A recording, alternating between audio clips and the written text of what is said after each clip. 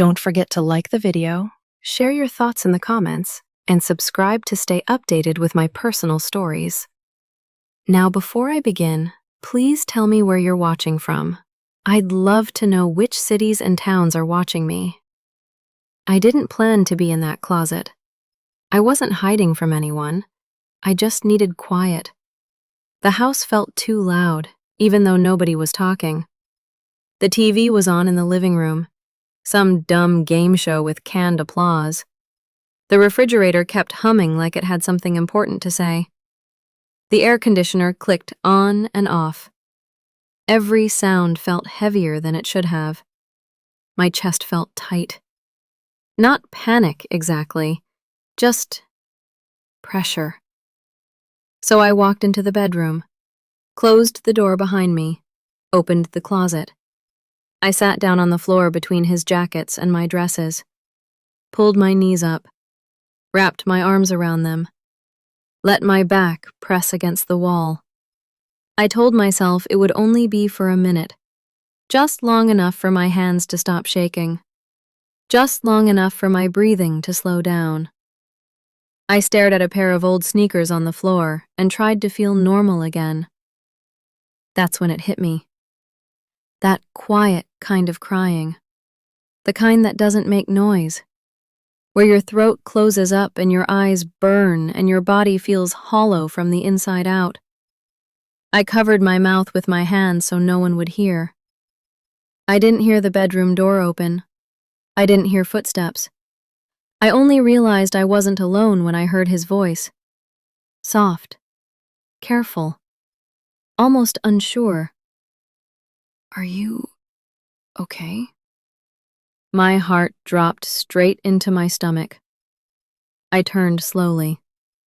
He was standing there holding one of his hoodies, backpack still on one shoulder, hair messy like he'd just gotten home from school. My stepson, 14, maybe 15. He hadn't meant to find me like that. He just came looking for a hoodie. I wiped my face fast and forced a smile that didn't feel real. "I'm fine," I said. It came out thin. He didn't believe me. He stepped closer, then stopped, like he didn't know if he was allowed inside whatever moment this was. "You're not fine," he said quietly. I swallowed. "I just needed a minute." He nodded slowly. Then he said something I wasn't ready for. "I hear you crying a lot." Those words landed hard. Not loud. Hard. Like someone dropping something heavy inside my chest. I felt exposed in a way I can't explain. I didn't realize he noticed. I didn't realize anyone noticed. I thought I was good at pretending. He shifted his weight. "I hear it at night sometimes," he added, "when Dad's asleep." I looked away. I didn't want him seeing my face again. He stood there quietly. Then he said, "He's not being fair to you." I looked back at him. "What?" He shrugged, eyes on the floor. "He's always mad, or gone, or on his phone. And you're the one who cooks, and cleans, and helps me with homework, and asks how my day was." My throat burned.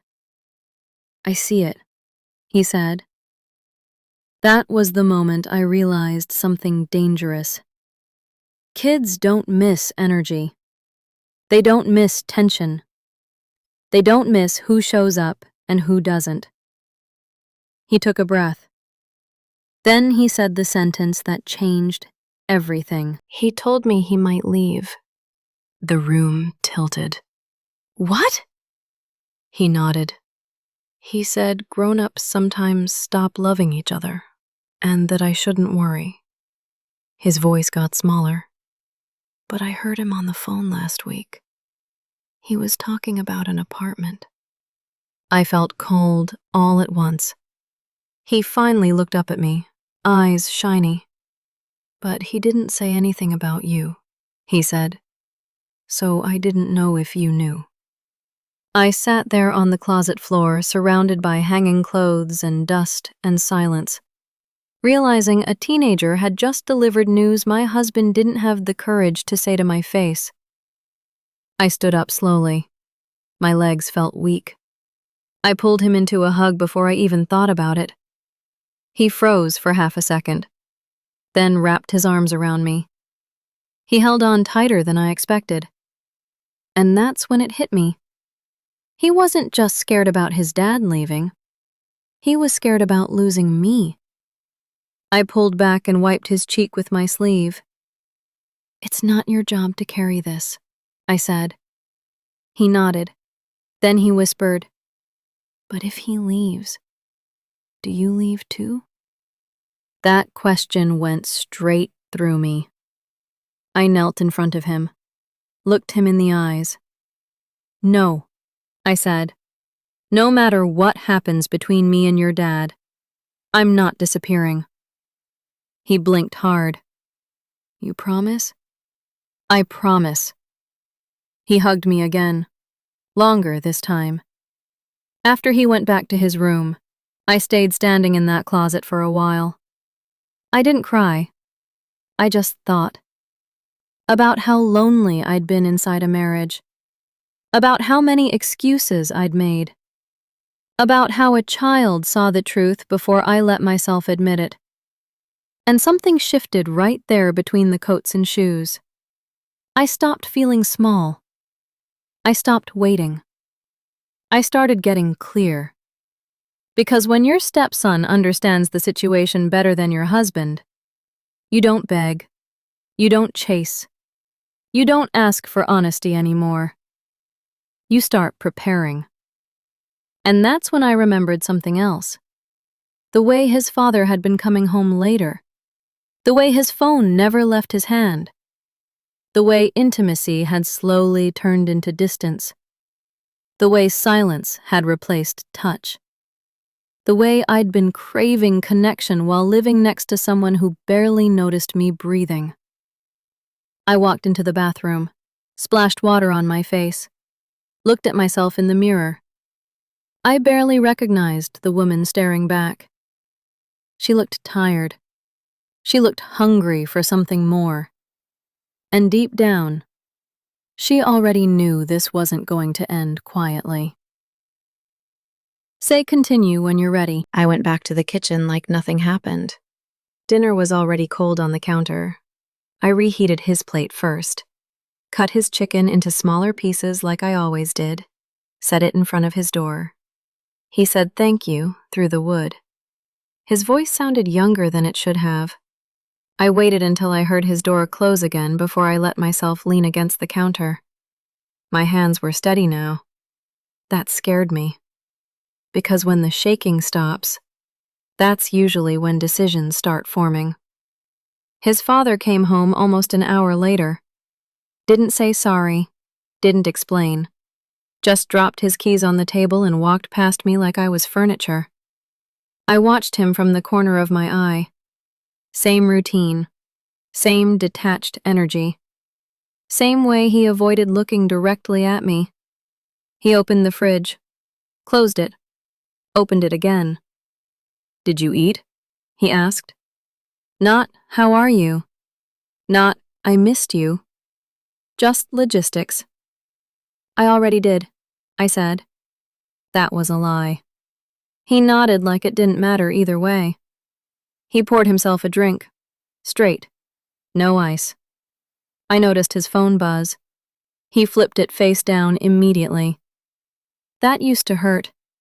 Now it just confirmed things. We sat on opposite ends of the couch that night. The space between us felt intentional. He scrolled. I pretended to watch TV. My body was there. My mind was somewhere else. I kept hearing my stepson's voice. He told me he might leave. I studied his father from the side. The way his jaw tightened. The way his leg bounced. The way he drank faster than usual. He wasn't present. He was already halfway gone. Later, when he finally went to bed, I stayed up. I poured myself a glass of wine. Just enough to take the edge off, not enough to blur anything. I walked through the house slowly, touched the back of the chair where my stepson did homework, straightened a pillow he always kicked onto the floor, paused outside his door and listened to his breathing. Then I went back to the bedroom, our bedroom. I sat on the edge of the bed and looked around. The framed photos, the folded laundry, the things that still said we, even though we hadn't been we for a long time. That night, I didn't sleep next to him. I slept beside him. There's a difference. The next morning I woke up early. I made breakfast, packed lunches, did all the normal things. But inside, something was already separating. A quiet detachment. The kind that doesn't announce itself. The kind that waits. He kissed my cheek before leaving for work. It felt automatic. His lips barely lingered. I smiled anyway. My stepson walked into the kitchen rubbing his eyes. He sat down without saying anything. I slid his plate toward him.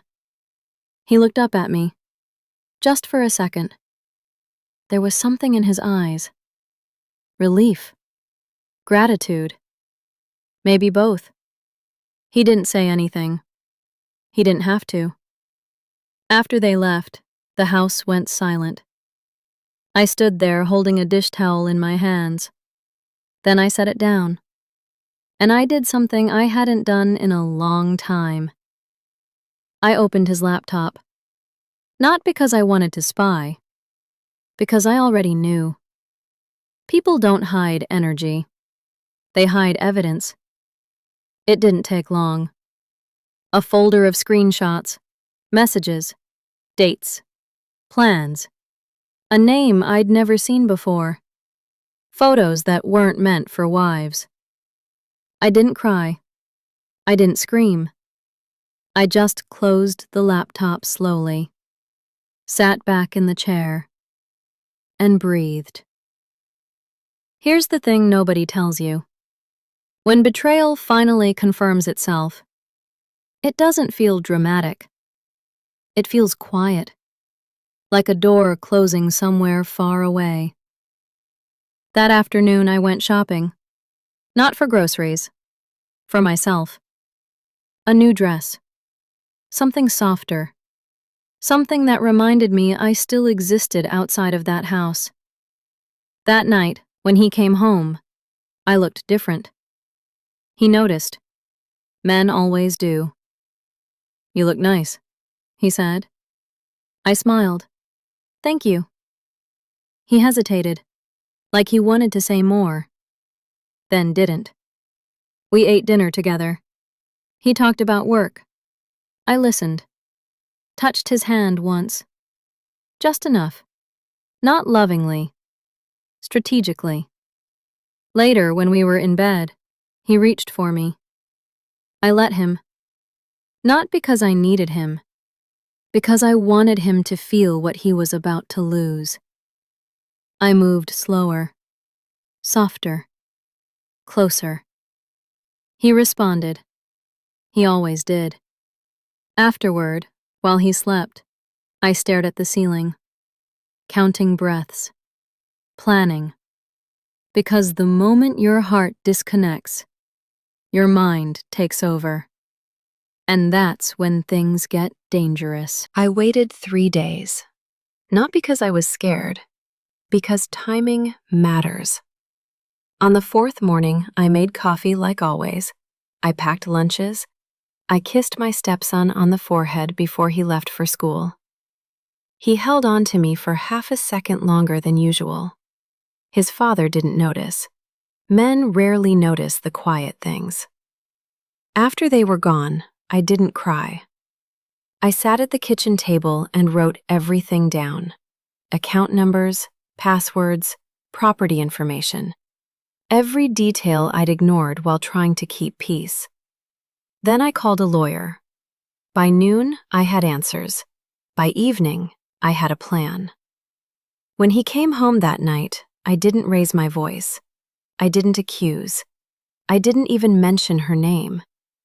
I just slid the papers across the table. He stared at them like they were written in another language. "What is this?" he asked. "My exit," I said. His mouth opened, closed.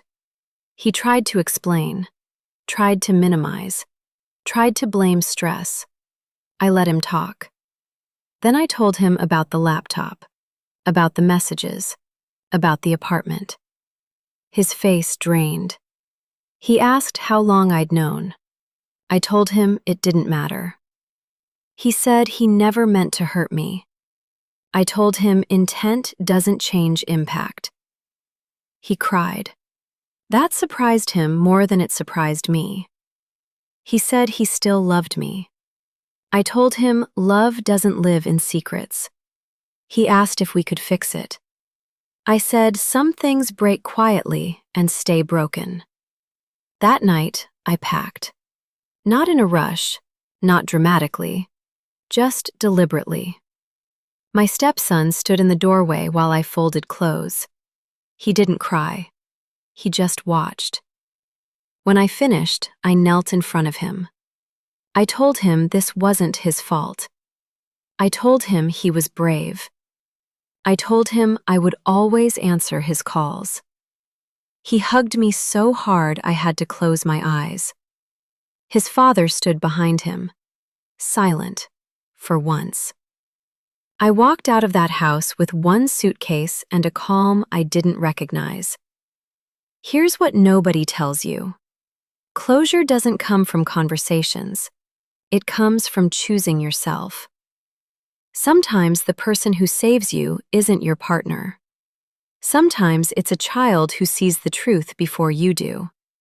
And sometimes the quiet moment in a closet is the moment your whole life finally changes. I didn't lose a marriage. I gained my power back. And that was worth everything.